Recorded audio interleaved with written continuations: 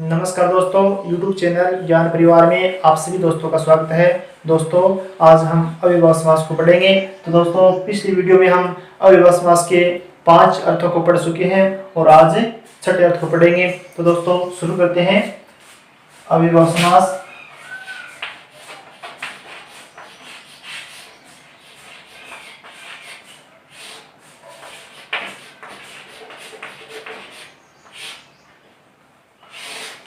अव्ययभाव समास। तो दोस्तों, देखते हैं छठे अर्थ में, अत्य अर्थ में। छठे अर्थ को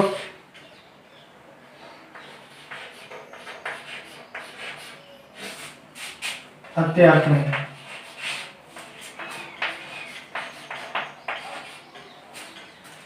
अत्य अर्थ में। तो दोस्तों, इस अर्थ में क्या है? अति उपसर्ग का प्रयोग होता है।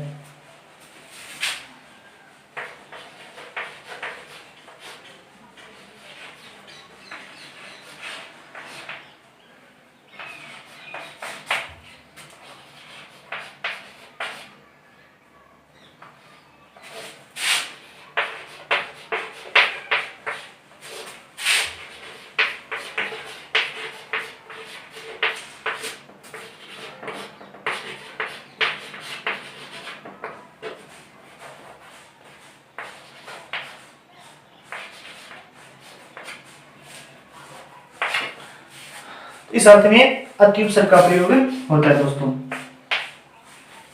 ठीक है, यानी अति के पश्चात तद्धित सुबद्ध यानी संज्ञा शब्द हो तो दोस्तों अत्यर्थ होता है। अत्यर्थ ग्रहण किया जाता है दोस्तों।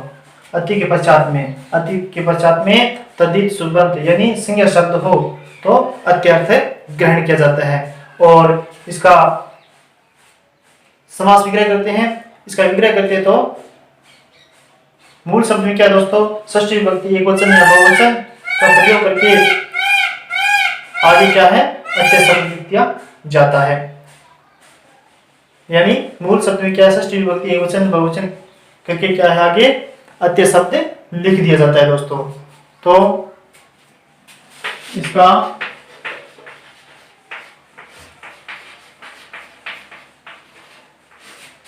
विग्रह करते समय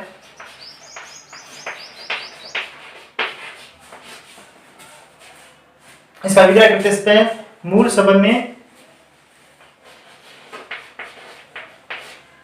मूल शब्द में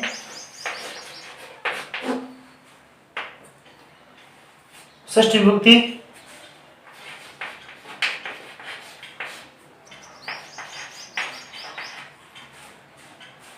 एकवचन बहुवचन का प्रयोग करके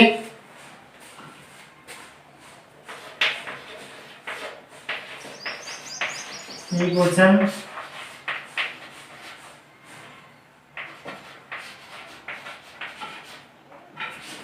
बहुवचन का प्रयोग करके आगे अत्य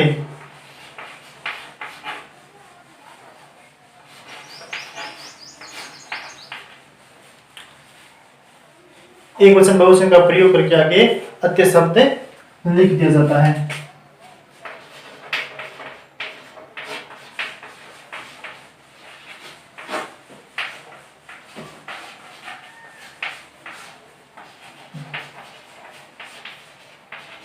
लिख दिया जाता है।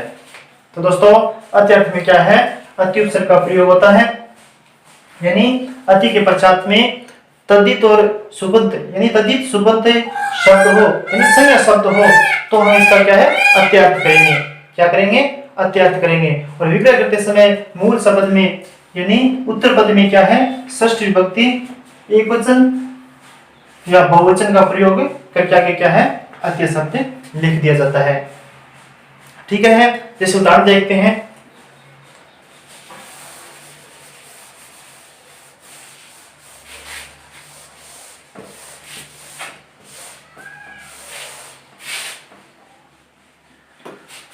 उदाहरण देखते हैं, जैसे अति शीतम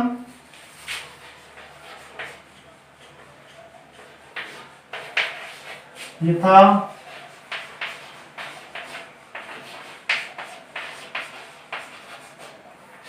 अति शीतम, तो शीत उत्तरपद है, शीत उत्तरपद है यानी मूल शब्द है। इसमें क्या है, षष्ठी विभक्ति करेंगे तो शीतस्य, शीतस्य रति का यहाँ पर क्या कर देंगे, अत्य, अत्य कर देंगे, अत्य ग्रहण कर देंगे। तो शीतम का शीतस्य हो गया और रति का यहाँ पर क्या है, अत्य अत्य ग्रहण हो गया दोस्तों। ठीक है, पीछे सुबंत तदित यानी संज्ञा शब्द,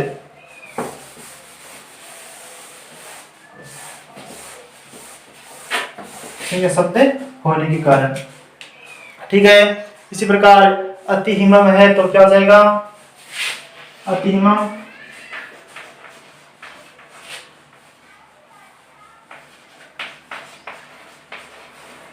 अति हिमम, तो हिम जो उत्तर पद है यानी मूल शब्द है, इसमें षष्ठी करेंगे,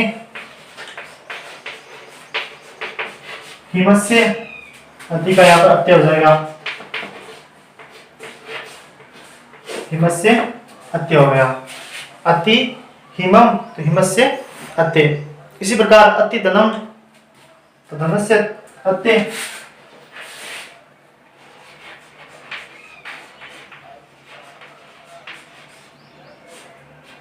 अति धनम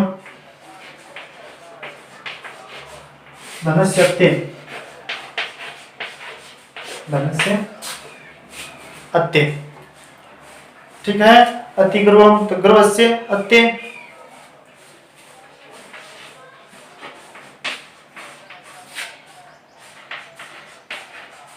अति गर्वम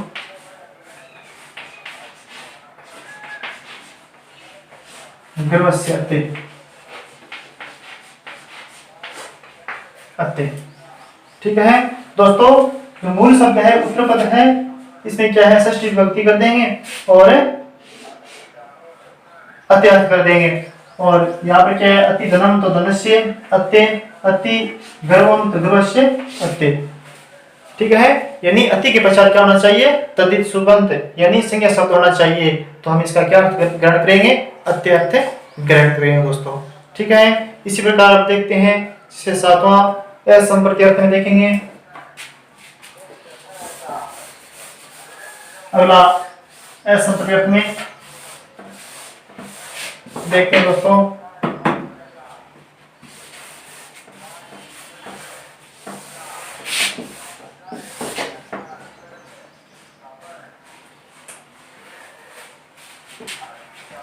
तो नंबर 7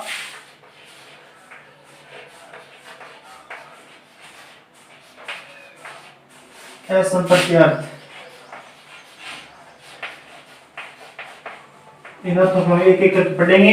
जो अव्ययभाव समास के 16 अर्थों में विभक्त किए गए बताए गए हैं।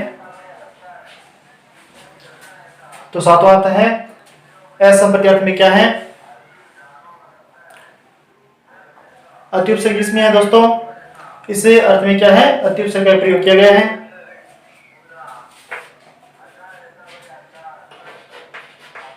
इस अर्थ में क्या है, अति उपसर्ग,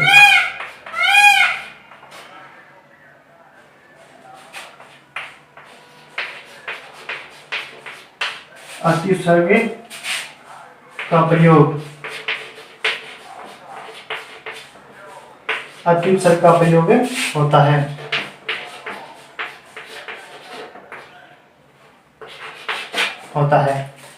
यहाँ पर भी क्या दोस्तों, अति उपसर्ग का प्रयोग होता है। असंप्रति अर्थ में, इस अर्थ में क्या है, अति उपसर्ग का प्रयोग होता है। तो दोस्तों यहाँ पर क्या है, अति के पश्चात में क्रियावाचक शब्द हो यानी क्रियावाचक पद होना चाहिए। तो हम यहाँ पर असंप्रति अर्थ ग्रहण करेंगे दोस्तों। क्या करेंगे, असंप्रति अर्थ ग्रहण करेंगे। यानी समास विग्रह करते समय हम क्या है, प्रथम विभक्ति का प्रयोग करके उसके साथ में क्या है, उसके साथ क्या कर देंगे, संप्रति न युज्यते का प्रयोग करेंगे। ठीक है, देखते हैं इसका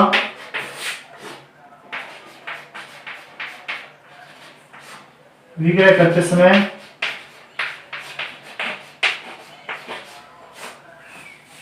क्या करेंगे, इसका विग्रह करते समय प्रथम विभक्ति का प्रयोग, प्रथम विभक्ति।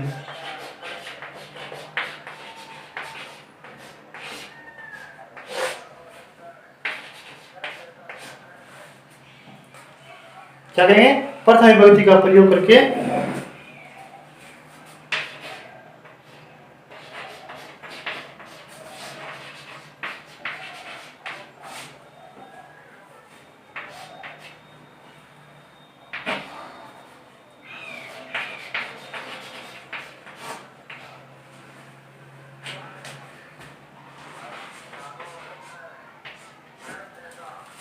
क्या है, प्रथम विभक्ति का प्रयोग करके क्या करेंगे, प्रयोग करके उसके साथ में, उसके आगे या उसके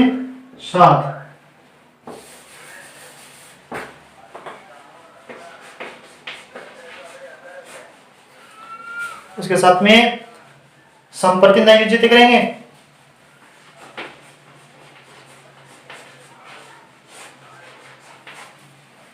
संप्रति नए युज्यते,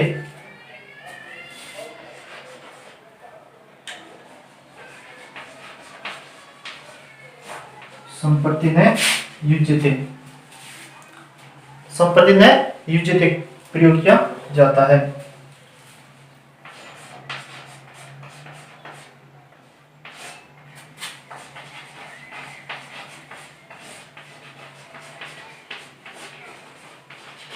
किया जाता है या कर दिया जाता है दोस्तों, ठीक है।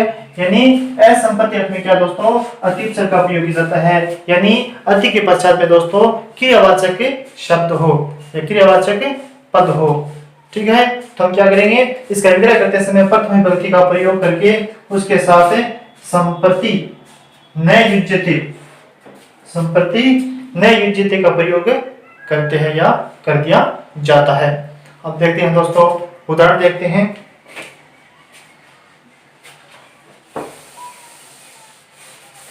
तो यहाँ पर क्या दोस्तों, अति के पश्चात में क्रियापद होना चाहिए, और जो अत्य था उसमें क्या है, अति के पश्चात में सुबंत और तद्धित यानी संज्ञा शब्द था दोस्तों, और यहाँ पर क्या है, क्रिया शब्द है या क्रियापद है, ठीक है।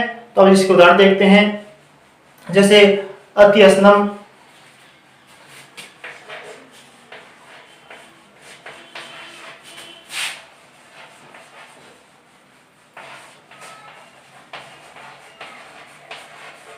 यहां पर हसन क्रिया होगी,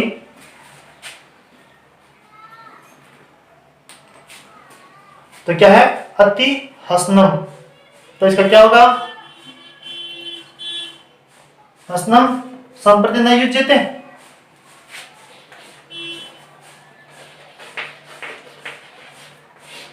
हसनम संप्रति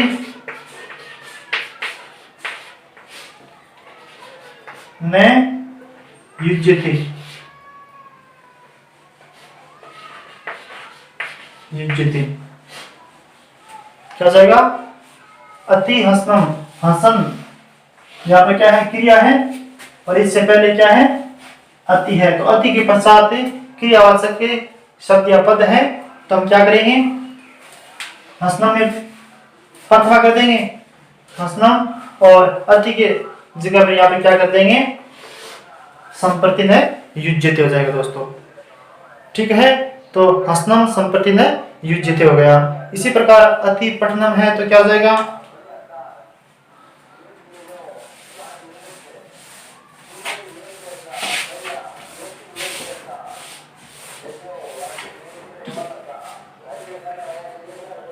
तो क्या अति पठनम,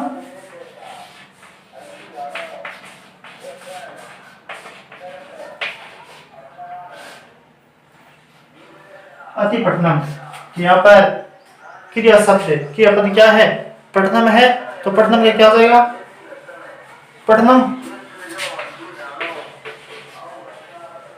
पठनम, और अति के स्थान पर क्या हो जाएगा, संप्रति संप्रति न युज्यते, न युज्यते, पठनम संप्रति न युज्यते। ठीक है। इसी प्रकार अति दावनम है तो क्या हो जाएगा,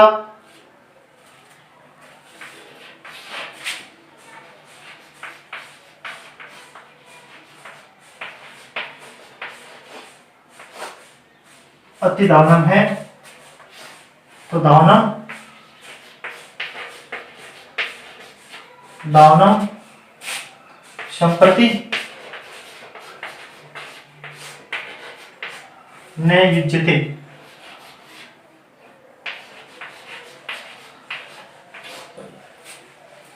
दावनम में संप्रति न युज्यते। ठीक है।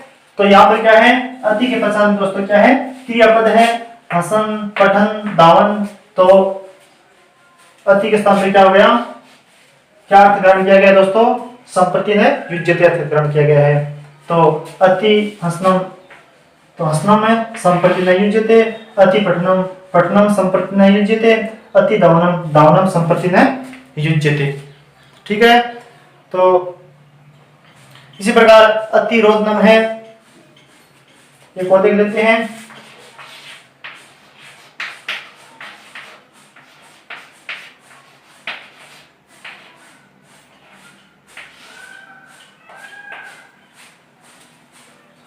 इसका क्या हो जाएगा, अति रोदनम, तो रोदनम संप्रति न युज्यते,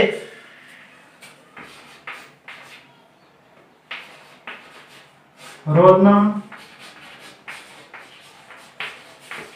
संप्रति न युज्यते,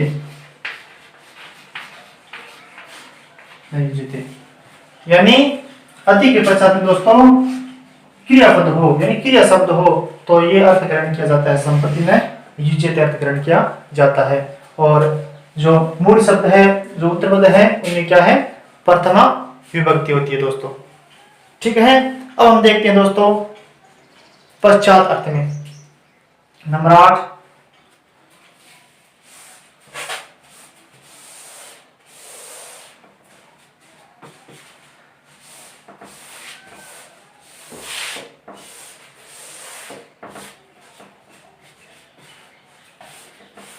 नंबर 8 है पश्चात अर्थ में।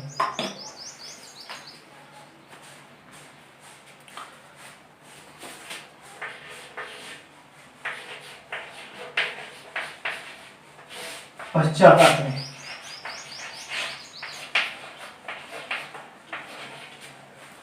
पश्चात अर्थ में, तो दोस्तों इस अर्थ में क्या है, अनुपसर्ग का प्रयोग किया जाता है। किसका, अनुपसर्ग का प्रयोग किया जाता है।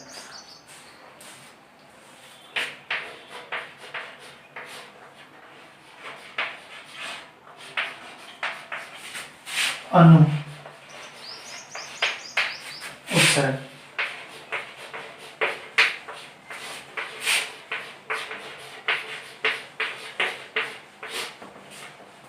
अनुपसर्ग का प्रयोग किया जाता है।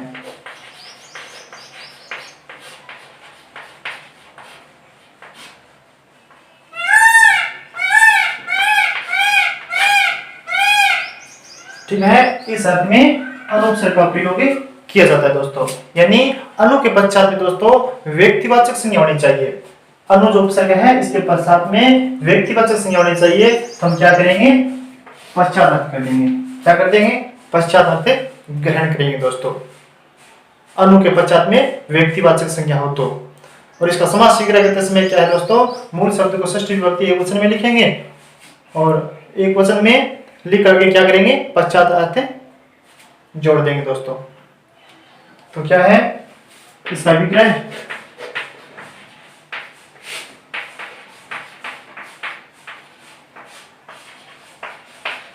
करते समय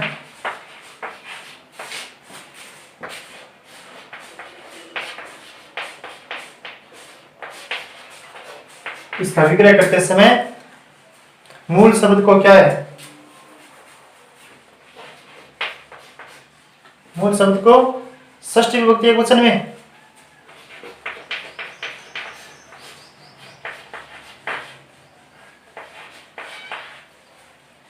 एक वचन में लिखकर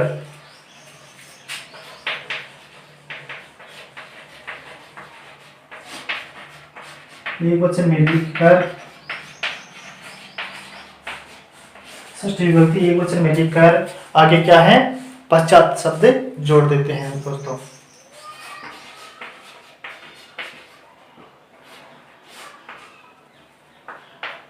पश्चात शब्द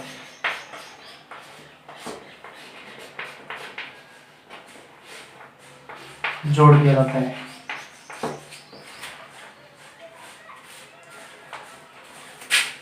जाता है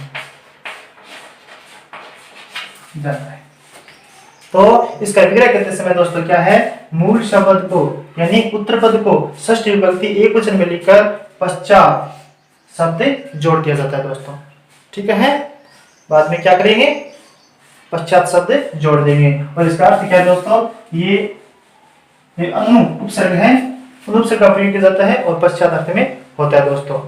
और मूल शब्द में कौन सी विभक्ति होती है, षष्ठी विभक्ति एक वचन होती है दोस्तों। और बाद में क्या है, पश्चात लिख देंगे। ठीक है, तो इसे उदाहरण देखते हैं।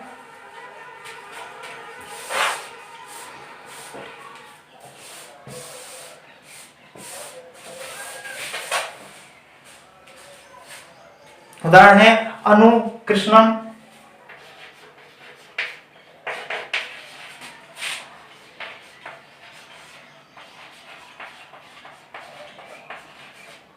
अनु कृष्णम। तो अब कृष्ण जो उत्तर पद है, मूल शब्द है, इसमें षष्ठी विभक्ति कर देंगे। अनु का आगे क्या ग्रहण करेंगे, पश्चात अर्थ ग्रहण करेंगे। तो क्या हो जाएगा, कृष्ण से पश्चात, कृष्ण से पश्चात।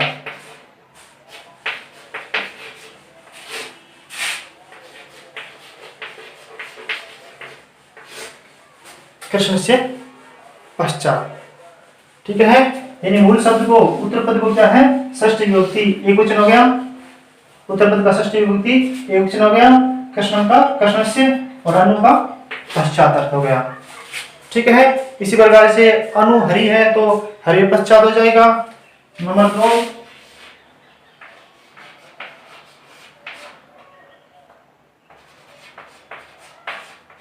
अनु हरि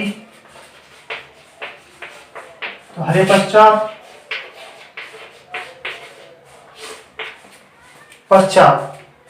ठीक है, तो दोस्तों इसमें क्या है, पश्चात अर्थ में यानी जो अनु है, तो अनु के पश्चात दोस्तों क्या होना चाहिए, अनु के पश्चात व्यक्तिवाचक संज्ञा होनी चाहिए। ठीक है ना, अनु के पश्चात क्या है, व्यक्तिवाचक संज्ञा हो तो हम क्या है, इसको पश्चात अर्थ में ग्रहण करेंगे।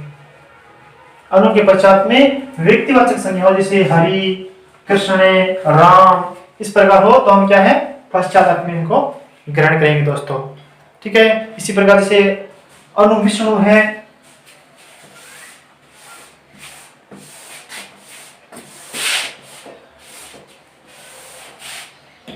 तो क्या हो जाएगा, विष्णु पश्चात,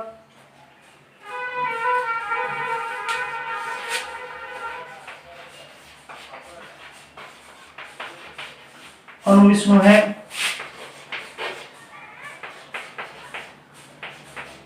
तो विष्णु पश्चात,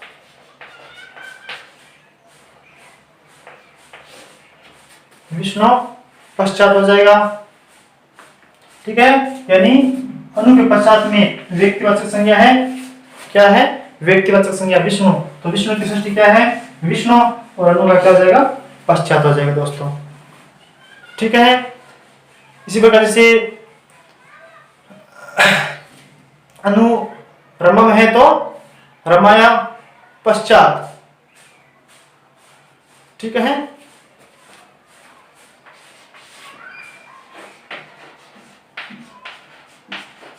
इसे अनु रमम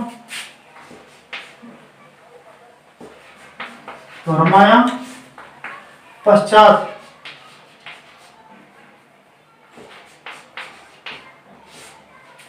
रमाया पश्चात हो जाएगा। ठीक है, अनुरमम रमाया पश्चात। ठीक है,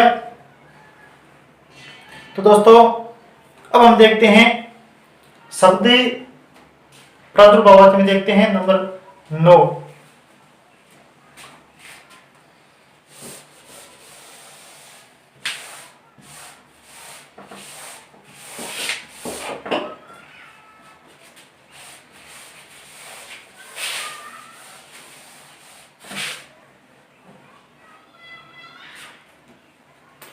शब्द प्रादुर्भाव अर्थ में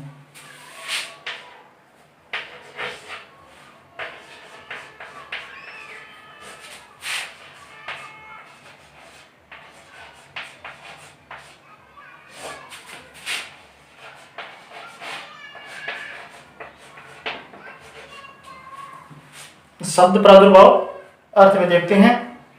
तो इसमें क्या दोस्तों, इस अर्थ में इति अव्यय का प्रयोग किया जाता है, इति का। ठीक है,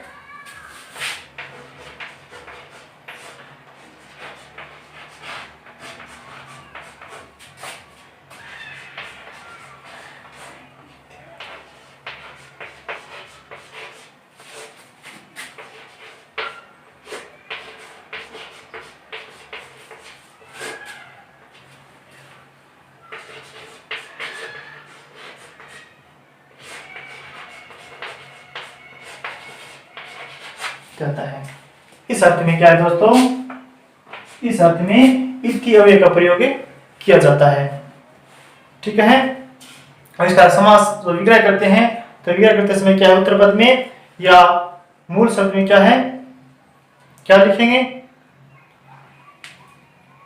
इसका विग्रह करते समय उत्तर पद के मूल शब्द को लिख कर आगे क्या है, शब्द से प्रादुर्भाव जोड़ दिया जाता है, शब्द से प्रादुर्भाव जोड़ दिया जाता है इसमें। ठीक है, इसका विग्रह करते समय लिखते हैं,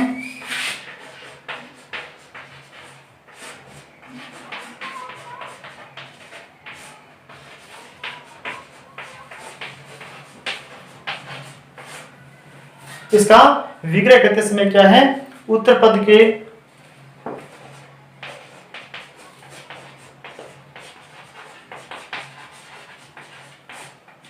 जो उत्तर पद के जो मूल शब्द हैं उनको क्या है, लिखकर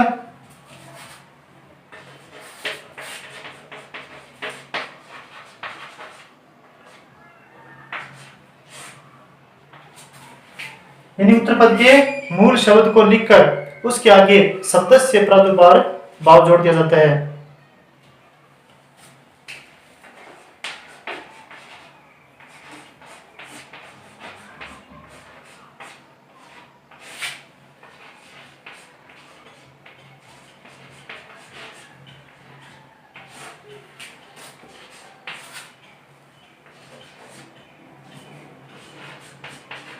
शब्द से प्रादुर्भाव जोड़ दिया जाता है।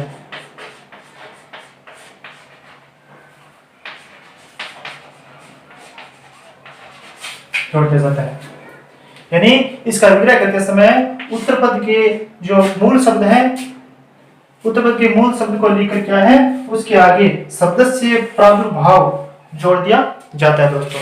ठीक है, शब्द से प्रादुर्भाव ये जोड़ दिया जाता है। ठीक है, इति अर्थ, इति क्या इसका अव्यय होता है, इति अव्यय का प्रयोग किया जाता है। ठीक है, जैसे इति कृष्णम है, उदाहरण देखते हैं,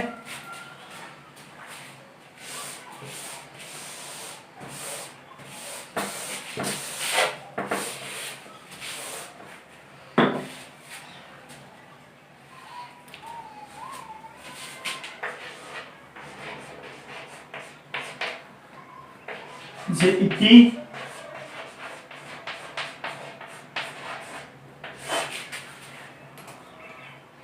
क्या है, इति कृष्णम, तो क्या हो जाएगा, कृष्ण से, कृष्ण शब्द से प्रादुर्भाव,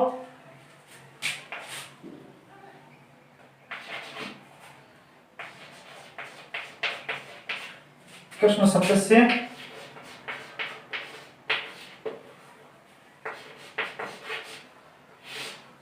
कृष्ण शब्द से प्रादुर्भाव।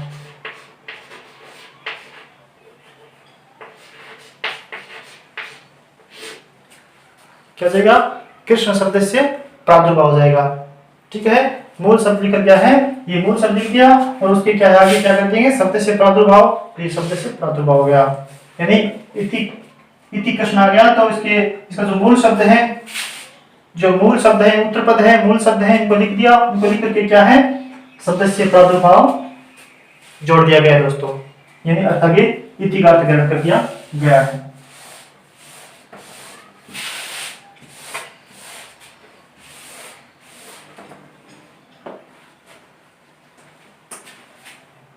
अब जैसे इति रामम है तो राम शब्द से प्रादुर्भाव,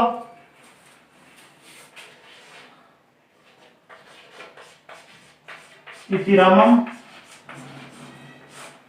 तो क्या हो जाएगा, राम शब्द से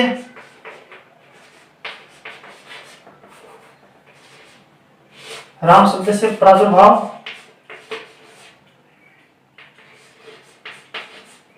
राम शब्द से प्रादुर्भाव, यानी इति के पश्चात क्या है, राम कृष्ण ये आ गया तो मूल शब्द को लिख दिया राम यहाँ पर और फिर आगे शब्द से प्रादुर्भाव लिख दिया गया दोस्तों। ठीक है, तो इसी प्रकार से इति विष्णु है, इति लतम है, तो क्या करेंगे, आगे शब्द से प्रादुर्भाव लिख देंगे।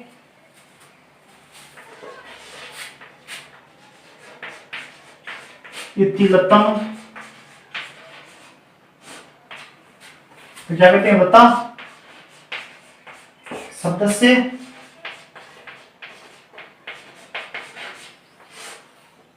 से प्रादुर्भाव, लता शब्द से प्रादुर्भाव हो गया। ठीक है, और इति विष्णु है तो विष्णु शब्द से प्रादुर्भाव हो जाएगा। ठीक है, तो दोस्तों अब हम देखते हैं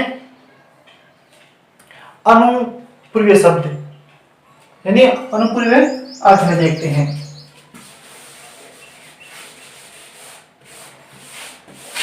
एक और क्या लेते हैं दोस्तों,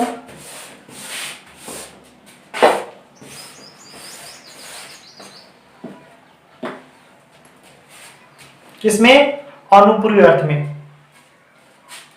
कौन सा नंबर है वे, नंबर है 10, 9 हो गया, 10वां नंबर।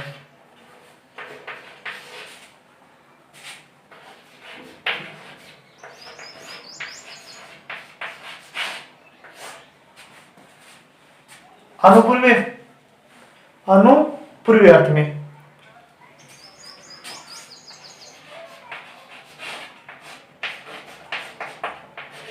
अनुपूर्वीय अर्थ में। ठीक है, तो दोस्तों इस अर्थ में क्या है, अनुपसर्ग का प्रयोग किया जाता है, किसका, उपसर्ग का प्रयोग किया जाता है। इस अर्थ में अनु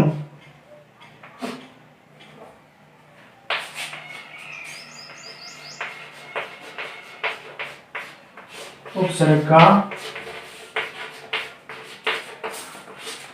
प्रयोग किया जाता है।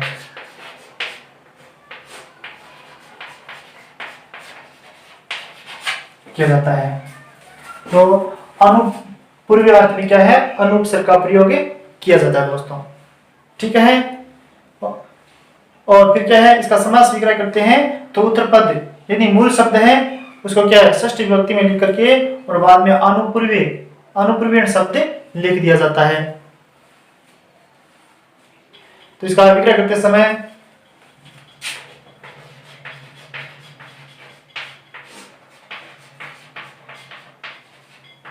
विग्रह करते समय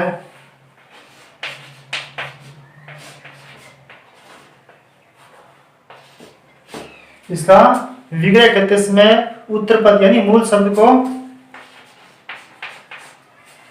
षष्ठी विभक्ति में लिखकर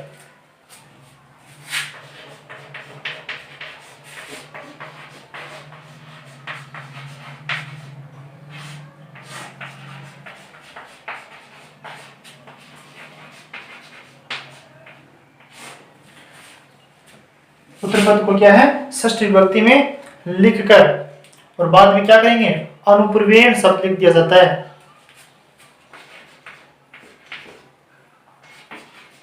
बाद में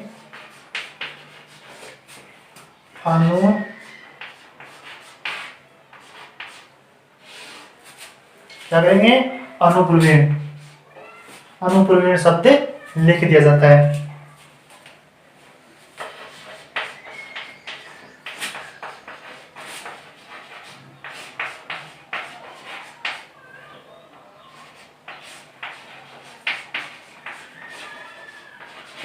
लिख दिया जाता है।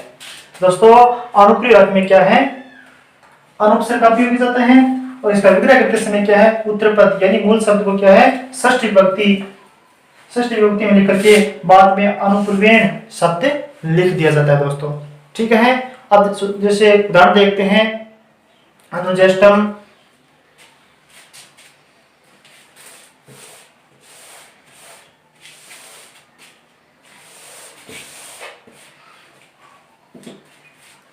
और क्या दोस्तों अनुपूर्ण अर्थ में क्या है यानी अनु के पश्चात में अवस्था सूचक शब्द होना चाहिए। यानी अनु के पश्चात में क्या होना चाहिए अवस्था सूचक शब्द होना चाहिए। ठीक है, जैसे अनुबालकम,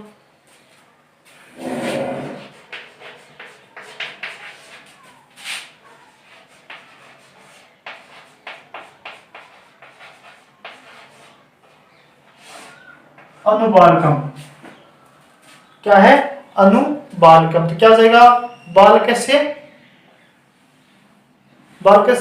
अनुपूर्वेण,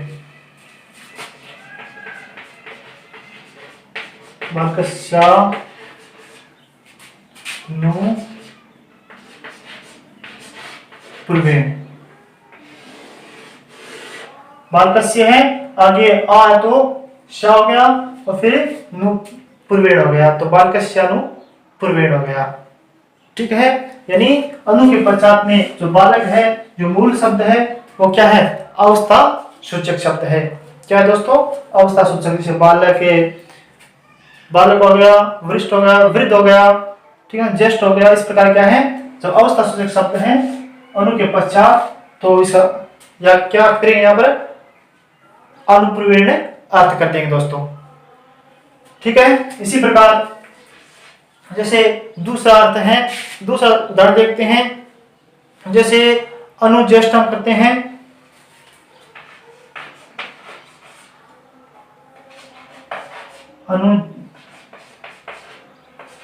अनुज्येष्ठम।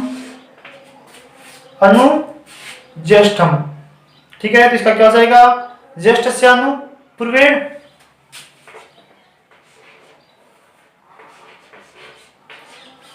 क्या करेंगे ज्येष्ठ